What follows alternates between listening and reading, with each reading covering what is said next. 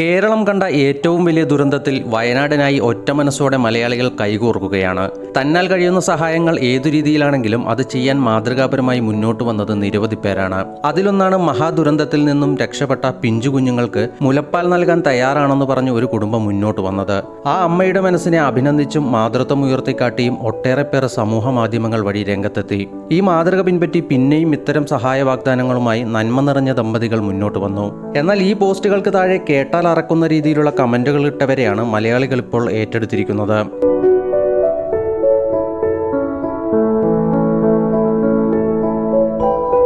ദുരന്തമുഖത്ത് പോലും ഇത്തരം അശ്ലീലം വിളമ്പിയ ഇവരുടെ കമന്റുകൾ പറഞ്ഞ വ്യക്തികളുടെ ഫോട്ടോയും സ്ക്രീൻഷോട്ടും സഹിതം പങ്കിട്ടാണ് ഇപ്പോഴുള്ള മറുപടി. ട്രോൾ പേജുകളിലും ഇത്തരം കമന്റ് ഇട്ടവരുടെ പ്രൊഫൈലടക്കം ചൂണ്ടിക്കാട്ടി പോസ്റ്റുകളിട്ട് ഒട്ടേറെ പേർ രംഗത്ത് വന്നു.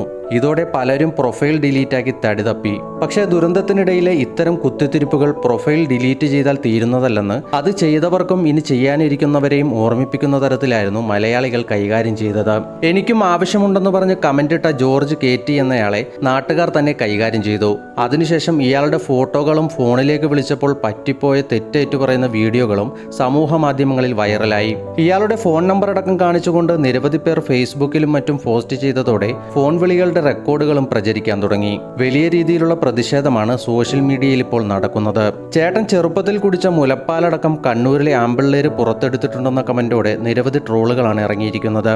സമൂഹ മാധ്യമങ്ങളിലെ ഇത്തരം അശ്ലീല കമന്റുകൾക്കും വിദ്വേഷ പ്രചാരണങ്ങൾക്കും സൈബർ ഇടത്ത് തന്നെ മറുപടി കൊടുത്തതിന്റെ സന്തോഷവും നിരവധി പേർ പങ്കിടുന്നുണ്ട്. ഇവർക്കെതിരെ ശക്തമായ പ്രതിഷേധമാണ് സൈബർ ഇടങ്ങളിലും പൊതുസമൂഹത്തിലും ഉയരുന്നത്.